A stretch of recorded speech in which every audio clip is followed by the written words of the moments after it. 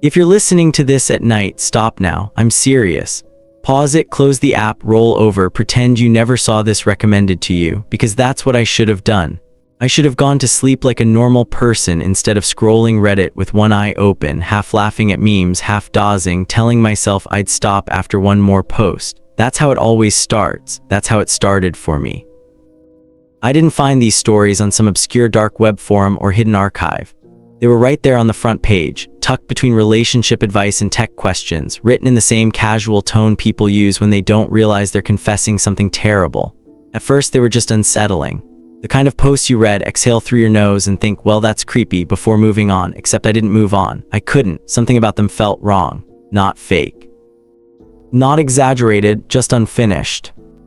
I started sleeping with my phone face down because the glow of notifications made my chest tight. I caught myself rereading comment threads looking for usernames that had vanished overnight, replies that ended mid-sentence. I told myself I was being dramatic, that this was just what happens when you binge horror before bed, but then I found the last post, the one I can't link, the one that's gone now. It was deleted for a reason, not by the user, not by the mods. It disappeared the way a mistake gets erased when someone realizes it was never meant to be seen. And the worst part is this, the post wasn't trying to scare anyone. It was trying to warn us. I know that now, I just wish I'd understood it before I kept reading. That's why I'm hesitating now even telling you this, because every time these stories get shared, something changes. Patterns tighten, lines move closer. I don't know if listening counts as participation, but I know silence never helped either. Just remember this feeling right here before everything stops feeling normal. You were warned whether you believe. Reddit stories hit different because they're never supposed to feel like stories. There's no author bio, no spooky soundtrack, no warning that you're about to step into something that doesn't let go. They're just there, time-stamped at 2 in the morning, posted from accounts with names like throwaway47291, answered by strangers who have nothing to gain from lying. That's what gets under your skin. Not the horror itself, but how casually it's delivered, like someone muttering a secret to no one in particular. I've been lurking on Reddit for a long time. Long enough to remember posts that vanished before screenshots were common, long enough to recognize when a comment section starts behaving strangely. You guys remember the stairwell story, right? The one where half the replies were jokes until the ops stopped responding altogether. Or that post about the phone that kept calling back even after it was smashed. Most people read those and move on. I started noticing what stayed the same. There's one detail nobody ever talks about, and once you see it, you can't unsee it. Certain posts attract the same kind of commenters. Certain usernames reappear years apart, always insisting the story is real, always going quiet at the worst possible moment. And then there's the symbol. I'm not going to describe it yet, but it shows up when things cross a line, when curiosity turns into something else. You've probably scrolled past it before without realizing. That's why I don't think these are just creative writing exercises or elaborate pranks. They read like records, like evidence. And the first one I'm about to tell you almost convinced me I was overthinking everything. It was small, mundane, funny at first, just a neighbor story. The kind you'd upvote, forget, and never expect to follow you. The post was titled something stupid. That's what convinced me to click it. Something like, pretty sure my neighbor is living the exact same day over and over. No flair, no warning, just a block of text sitting at 12 upvotes in a sea of louder, flashier posts. I almost scrolled past it. Instead, I laughed and opened it because everyone thinks their neighbors are weird, and most of those stories end with someone microwaving fish at 2 a.m. The op described an apartment building that sounded exactly like mine. Thin walls, cheap beige carpet that never quite smells clean, a staircase that creaks no matter how carefully you step. They complained about hearing the same routine every day through the wall, an alarm at 6:40, a shower that ran too long, a kettle whistling once then again because the person inside always forgot about it the first time. I frowned, mostly because I recognized myself in it, but routines are routines. Lots of people live like that. Then the op mentioned the hallway, how they always ran into their neighbor on the way to work, how the neighbor smiled politely but never made eye contact like they were already somewhere else. I felt my stomach dip. That was me too. I hate eye contact in the morning. I hate small talk before coffee. I scrolled faster, suddenly aware of how quiet my own apartment felt. The comments were what you'd expect at first. "Op, this isn't funny. Sounds like a creep. Why are you spying on them?" Someone joked. "Congrats, you discovered schedules." The op replied casually, brushing it off, saying they weren't spying, just listening. "Hard not to notice when it's always the same," they wrote. I rolled my eyes and almost closed the app. Then I read the next paragraph. They described the scar on the neighbor's left hand, a thin white line near the thumb like it came from broken glass. I dropped my phone. I got that scar moving into this apartment, slicing my hand on a cracked window pane. I don't wear rings. I don't talk to anyone here long enough for them to notice details like that. My pulse started to thump in my ears as I picked the phone back up. I checked the username, random letters, brand new account. The post had been made 20 minutes ago. I told myself this was coincidence, confirmation bias, the same way horoscopes feel accurate if you squint. Still, my thumb hovered over the screen. I kept reading. The op wrote about the neighbor talking to themselves sometimes, practicing conversations under their breath, about how the neighbor always checked their phone twice before locking the door, about the exact rhythm of their footsteps on the stairs. I felt exposed in a way I couldn't explain, not watched, cataloged. I scrolled to the bottom, heart racing, and that's when the post refreshed. There was an update, just a single line added beneath the original text. They stopped reading for a second. They always do around here. My mouth went dry. I hadn't moved. I hadn't commented. I checked the times. No new notifications. The comments were exploding now. "Op, knock it off. This is gross. How would you even know that?" The op replied once more calmly, "Because I can hear them breathing change." That's when my phone buzzed again. Another update appeared, time-stamped seconds ago. They're reading again now. I told myself it was a coincidence. That was my first mistake. My second was staying in the comments, watching strangers argue about whether the op was trolling while my hands shook hard enough to blur the screen. I kept thinking there had to be a delay, some refresh trick, some way the timing only felt perfect. Reddit lags sometimes. People schedule posts. There are explanations if you want them badly enough. The post updated again. "They're standing up now," it said. I was still sitting on my couch. I checked just to be sure because panic does that to you. It makes you doubt the obvious. I stayed still, held my breath, waited for the lie to reveal itself. My phone buzzed. "They're checking to see if I'm wrong." I stood up so fast my knee slammed into the coffee table. The sound echoed, sharp and stupidly loud. I waited for the follow-up, my pulse in my throat, my skin buzzing like static. Seconds passed. Nothing. The comments were chaos now. People tagging mods, people threatening to report the post, people begging the op to explain how they were doing this. The op didn't explain, they clarified. "I can't make them do anything," they wrote. "I can only say what's happening." That line stuck with me because it didn't sound like a threat. It sounded like a limitation. I tried to breathe, tried to slow everything down. I locked my apartment door even though it already was. I pulled the curtains closed even though it was still dark outside. The post updated again anyway, calmly noting each small action as I did it. Jacket off, phone charger unplugged, curtains drawn unevenly on the left side. It wasn't just accuracy, it was intimacy. Whoever or whatever was writing knew the details I never thought about. I scrolled back up and noticed something else. Commenters were disappearing, not downvoted, not banned. Their usernames just vanished, replaced with gray text and deleted. People who had been joking minutes earlier were gone mid-thread. Someone wrote, "This isn't funny anymore," and by the time I tried to reply, their account no longer existed. I typed a comment and erased it, typed another and erased that too. I was suddenly terrified of interacting, like acknowledgement itself might tighten whatever this was. The op posted again, almost apologetically. "They always think I'm the neighbor at first." That's when it clicked. My neighbor wasn't watching me. My neighbor was irrelevant. The thing writing the post wasn't across the wall or down the hall. It didn't need eyes or doors or thin walls. It was anchored to observation itself, to routine, to being noticed. It followed patterns, not people. I tried to test it. I did something small and stupid, something out of character. I clapped my hands once, loud and sharp. The post didn't update right away. My heart leapt with hope. Maybe it couldn't predict surprises. Maybe it was only guessing. Then the update appeared. That was new.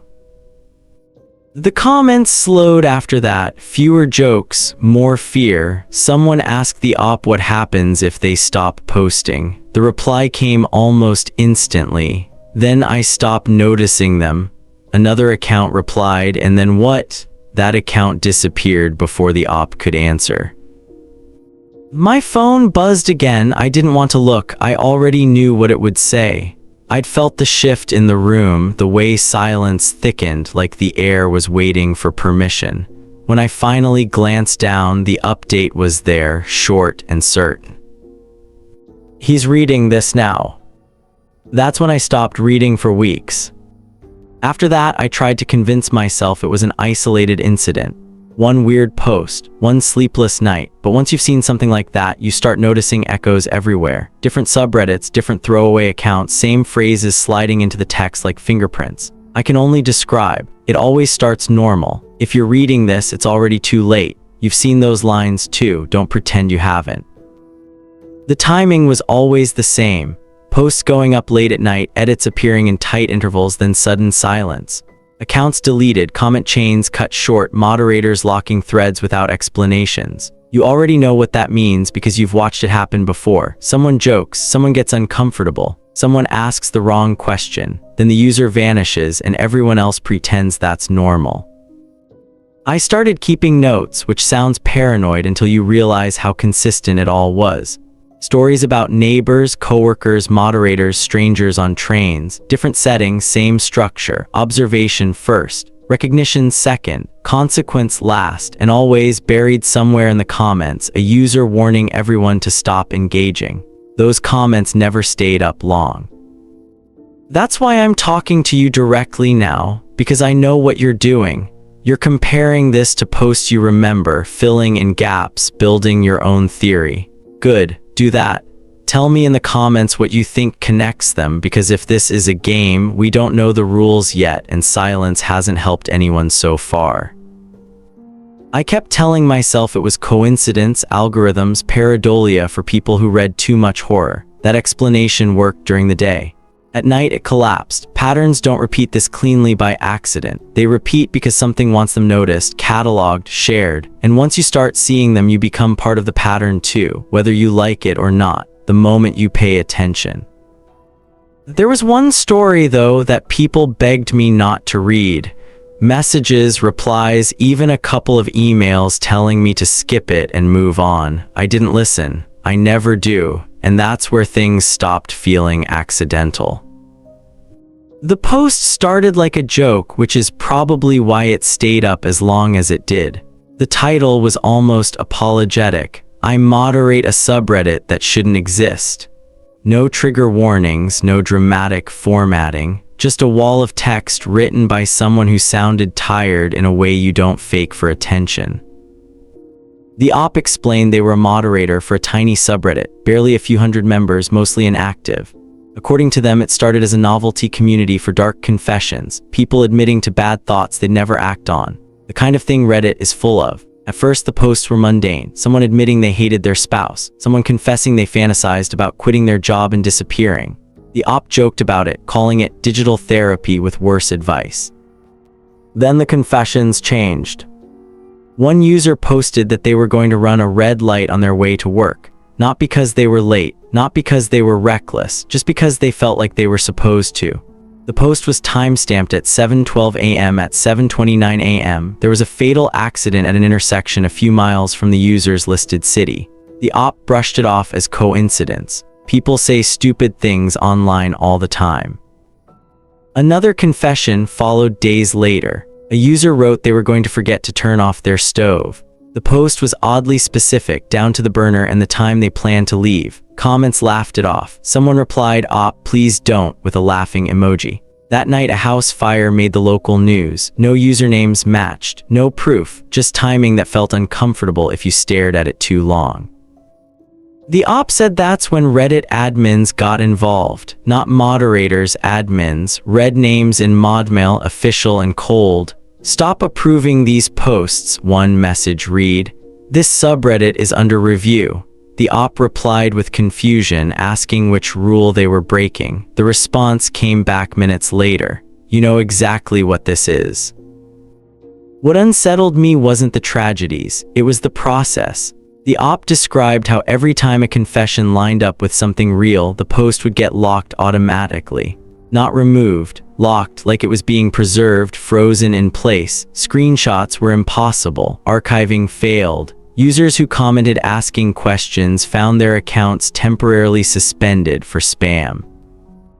The op tried to joke their way through it at first. They wrote about dealing with bots, fake confessions, obvious trolls. They quoted modmail exchanges where admins sounded irritated, not alarmed, like this was paperwork, like inevitability was just another ticket in the queue. "Please cease approving predictive content," one message said. "Failure to comply may result in permanent action." Then came the confession that broke them. A new post appeared without approval. No notification, no automod flag, just there. The user wrote that something bad was going to happen and that they didn't want to stop it, that it felt necessary. The timestamp was hours in the future. The op panicked, tried to remove it, tried to lock the thread manually. Every action failed. The post stayed visible, quiet, waiting.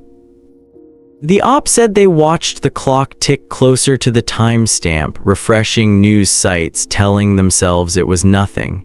When it happened, they didn't describe the tragedy in detail. They didn't have to. The comments did that for them, filling with shock, denial, and then silence as the thread locked itself. The last thing the op wrote was this: "I don't think these are confessions, I think they're receipts." They ended by saying they were done moderating, done reading, done participating. The post cut off abruptly after that, mid-paragraph, like someone had pulled the plug. I remember staring at the screen, feeling that familiar tightening in my chest, because buried in the comments, half hidden by downvotes, was someone asking a simple question: what was the timestamp? The op never answered, but the next confession appeared less than an hour later. We thought shutting it down would end it, because that's how moderation works everywhere else online. It didn't. The subreddit kept growing after the op tried to walk away, attracting users who didn't treat it like fiction. They posted without flair, without jokes, without apologies. Each confession was sharper, narrower, like it had been calibrated for a specific moment. Moderation tools failed quietly, buttons graying out, permissions vanishing. Deletion returned error messages that didn't exist anywhere else on the site. Someone in the comments joked about a curse, then deleted their account. The posts kept coming regardless of warnings only. The moderator came back because someone had to watch the gate, even if watching felt like collaboration. They told themselves it was duty, not curiosity, that kept them approving posts. But the confessions adapted, responding to attention like a living thing. If moderators ignored new submissions, nothing appeared. If they approved one, 3 more followed. It became a rule everyone felt but no one wrote down. Participation sustained it. Silence starved it temporarily. That's when the most personal confession arrived. It used the moderator's city, job, routine. They recognized themselves immediately. The timestamp was tomorrow morning, exactly, down to minutes. They tried to rationalize it, scanning their own history for leaks. Maybe they'd commented somewhere, shared details accidentally.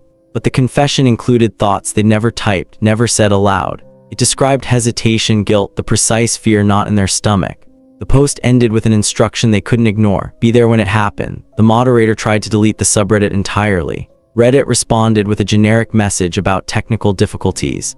Admin stopped replying. The next confession appeared anyway. It referenced the attempted deletion as expected behavior. It thanked them for continuing to participate despite everything, despite fear and dread. Guilt replaced curiosity, then duty curdled into terror. The moderator approved posts automatically now, afraid of what would happen otherwise.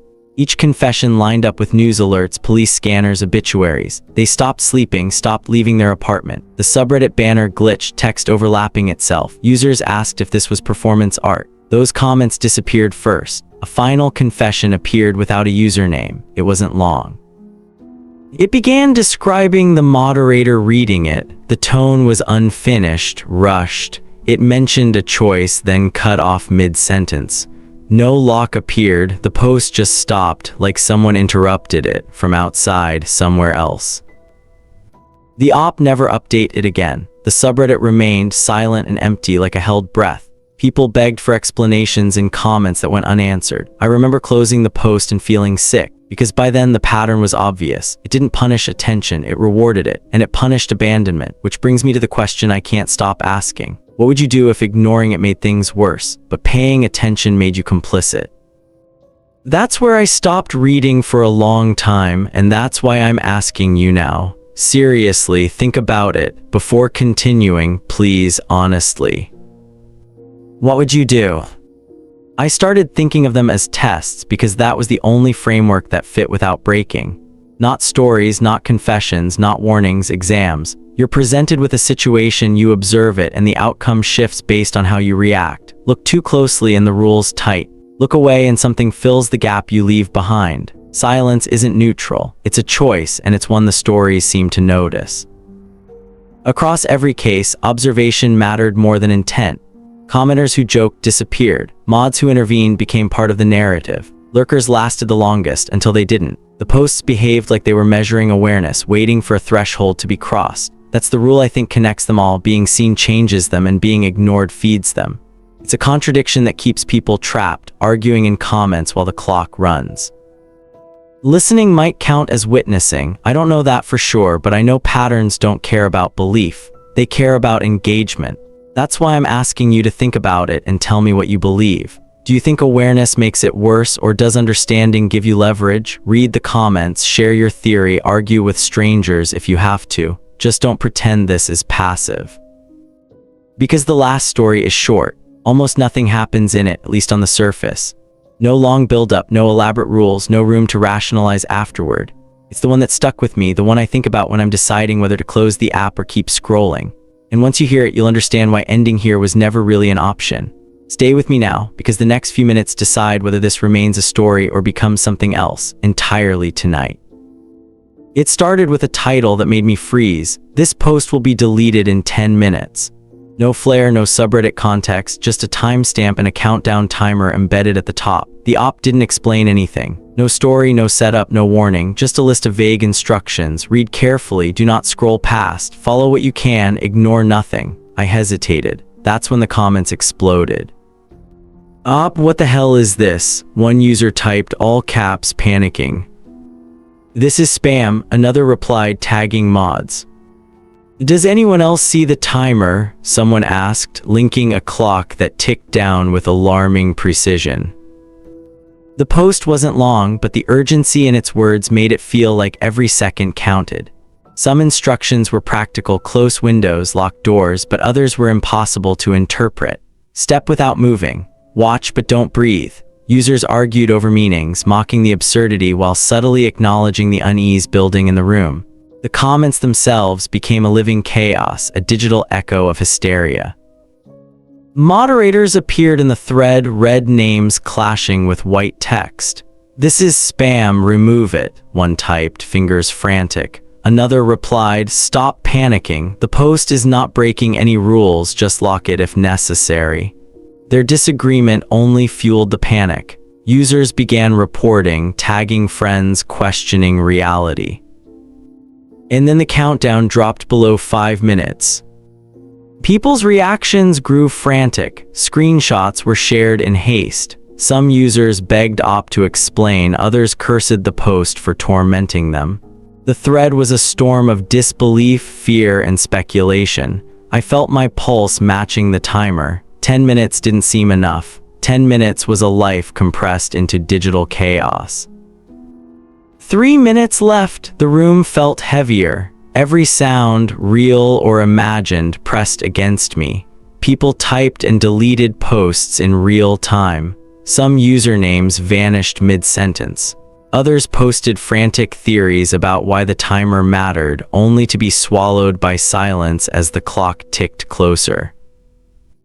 1 minute, the countdown loomed. The instructions now felt like chains. I realized the post wasn't just a warning, it was a test, a measurement, an observation. I was no longer a spectator, I was participating. 0, the post vanished, just gone, erased at exactly 10 minutes. Comments froze in mid-thought. Users stared at blank screens. Mods argued in locked threads, but there was nothing left to lock. The chaos collapsed into silence. The timer no longer existed, but the dread didn't leave. And I followed the instructions, every single one I could interpret. I can't tell you why, only that if I hadn't, I wouldn't be telling this. I realized something that made me stop breathing. These stories, the neighbor, the subreddit, the countdown, they weren't random. They were posted at the same time, years apart, scattered across threads, subreddits, usernames. Each one designed to surface just when it would matter, just when I would notice the pattern. And I did notice. That's the terrifying part. I wasn't chosen because I was curious. I was chosen because I was paying attention. That's why I'm telling you this now, because sharing it is part of the chain. Every time you listen, every time you read, every comment you leave or don't leave, you participate. You feed it, willingly or not. Awareness is contagious and silence isn't safety. Nothing about this is passive. You are implicated simply by staying here. If you think you're safe because it's only a story, you're wrong. If nothing happens tonight, you're not safe, you're just early. And the longer you linger, the more likely you are to notice the patterns, to be cataloged, to become part of it. That's the rule that connects them all. Observation matters more than belief, and attention is never neutral.